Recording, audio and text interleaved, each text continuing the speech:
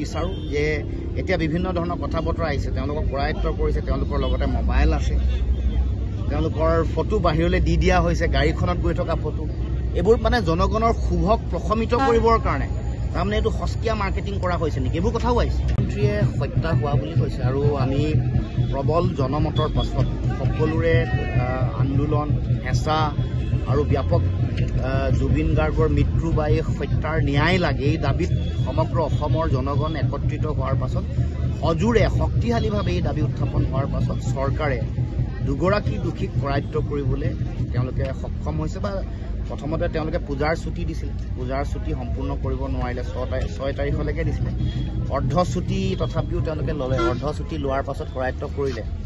কিন্তু কৰায়ত্ব কৰাৰ পাছত মূল কথাটো বহুতেই কৈছে যে কৰায়ত্ব কৰাটো ডাঙৰ কথা নহয়, কিন্তু শাস্তি পাব লাগিব। আনকি পেট্ৰিচিয়া মুখিমৰ নিচিনা অতি শক্তিশালী সাংবাদিক উত্তৰ পূৰ্বাঞ্চলৰ তেওঁ কৈছে যে কনভিকশ্যনটো মেইন কথা, এৰেষ্টটোক লৈ আমি প্ৰশংসা আৰু ধন্যবাদ বুটলি লাভ নাই, কিন্তু কঠোৰৰ পৰা কঠোৰতম শাস্তি পাব লাগিব। কিন্তু তাৰ লগে লগে আৰু দুটা কথা গুৰুত্বপূৰ্ণ কথা সেইটো আমি উত্থাপন কৰিছোঁ, ফাষ্ট ট্ৰেক কোৰ্টত বিচাৰ হ'বলৈও সোনকালে যাতে শাস্তি পায়।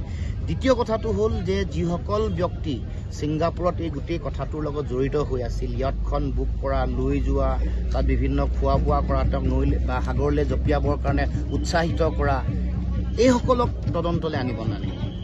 ভিডিঅ' কৰা যিসকল মানুহ, যোনে কৰিলে, যিগৰাকীয়ে কৰিলে, ভিডিঅ' কৰা মানুহগৰাকী যোনে আপোনালোকৰ ওচৰলৈ ভিডিঅ' পঠাই আছে এডিট কৰি কৰি, সম্পূৰ্ণ পোৱা নাই, কাৰোবাৰ শব্দ ওলাইছে সিফালৰ পৰা ভাহি, সেইসকলক তদন্ত আঁতৰলৈ আনিব নালাগে। গতিকে এইকেইটা মূল কথা।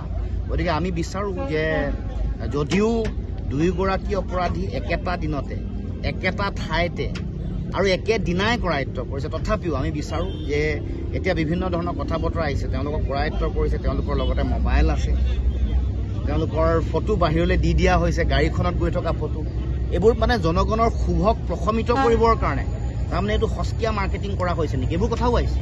আমাৰ কথা হ'ল মূল কথাটো দোষীয়ে শাস্তি পাবই লাগিব, আৰু সেইকাৰণে আমি দোষীৰ শাস্তিৰ দাবীত আমি অলৰ অচৰ আৰু অটল হৈ আছোঁ।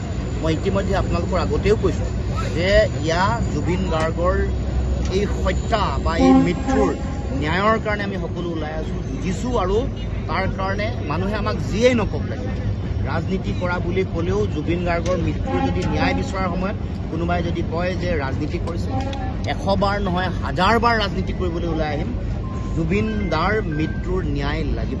ছিংগাপুৰত এটা মৰণোত্তৰ পৰীক্ষা হৈছিল, তাৰপিছত অসমতো হ'ল। দুয়োটা মৰণোত্তৰ পৰীক্ষাৰ যিটো ৰিপৰ্ট, প্ৰতিবেদন অসমৰ ৰাইজক দিব লাগে, এইটো দাবী। মৰণোত্তৰ পৰীক্ষাৰ প্ৰতিবেদন ৰাজহুৱা কৰিব লাগে, ইয়াক বন্ধ কৰি ৰাখিব নালাগে। শৰীৰটো নীলা হৈছে বুলি কৈছিলে, আমি কৈছোঁ যে লেডৰ উপস্থিতি থাকিব পাৰে, হাড় লেবৰেটৰীলৈ দিব লাগে, ফৰেনচিক লেবৰেটৰীলৈ।